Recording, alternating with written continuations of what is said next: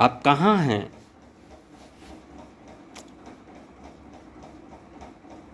आप क्या जान रहे हैं कि इंद्रेश कुमार के नाम से एक नोटिस हम भिजवा दिए वकील के माध्यम से। मैं ये बताना चाहता हूँ कि मैंने पिछले वीडियो में तो मैंने नाम नहीं लिया था और ये नहीं बताया था कि किस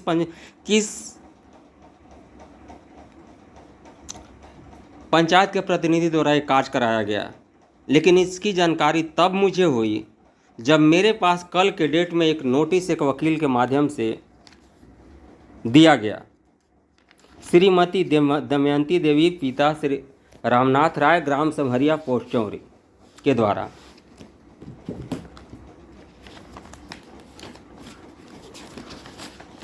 और इसमें मेरे ऊपर 5 लाख रंगदारी मांगने का आरोप लगाया गया है और साथ में वो फंड विड्रॉवल की जो मैंने बात की है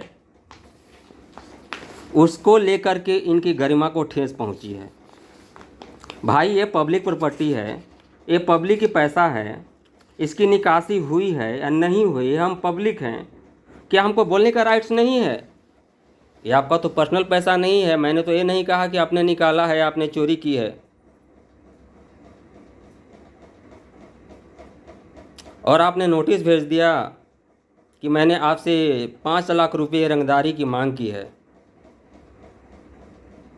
ये नोटिस इसलिए भेजा गया कि मैंने आरटीआई के तहत कई ऐसे जानकारियां मांगी है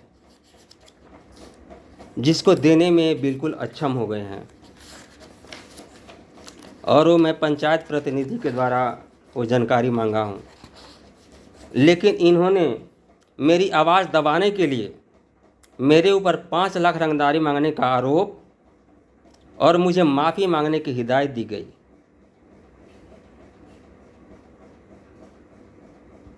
तब मुझे ये विश्वास हुआ, भरोसा हुई कि ये कार्य किया गया है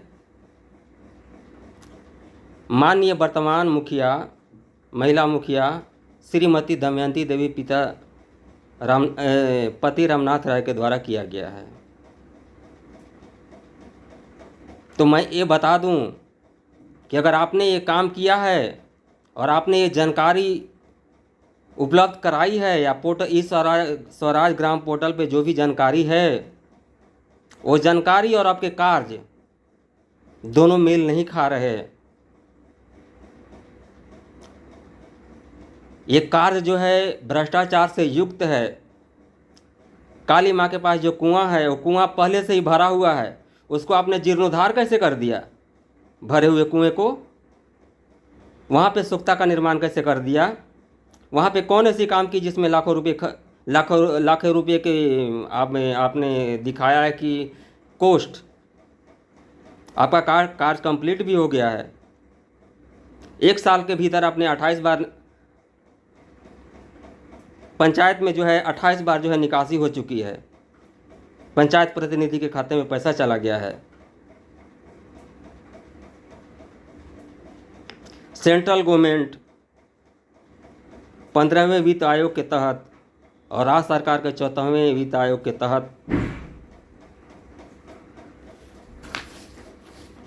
जो फंड एलोकेट हुआ मनरेगा के लिए 1 करोड़ हुआ,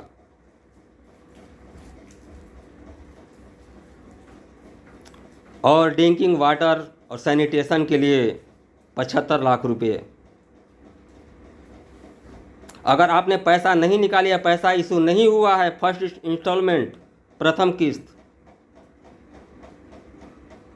तो आप एक एफिडेविट पर लिख करके दीजिए कि पैसे की निकासी नहीं हुई है।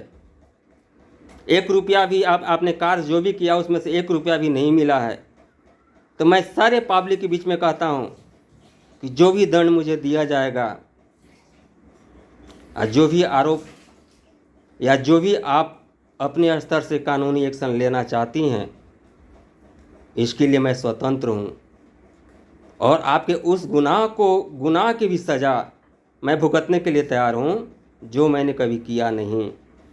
मेरी मंशा किसी को दुख और तकलीफ पहुँचाने का नहीं था, बल्कि अपने ही भाई बहनों को, ग्रामीण आम जनता को, भोले भाले ग्रामीण जनता को मेरा उद्देश्य केवल जागरूक करना था। ये रहेगा। आपके द्वारा किए गए इस कृत्य के कारण मैं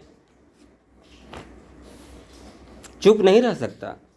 मैं जीवन के अंतिम श्वास तक जो है मैं लड़ूंगा। जब आप अपने आप को खुलासा कर दी है और इस तरह के आरोप लगा दी है। दूसरी बात, मैं आम जनता से पूछना चाहता हूं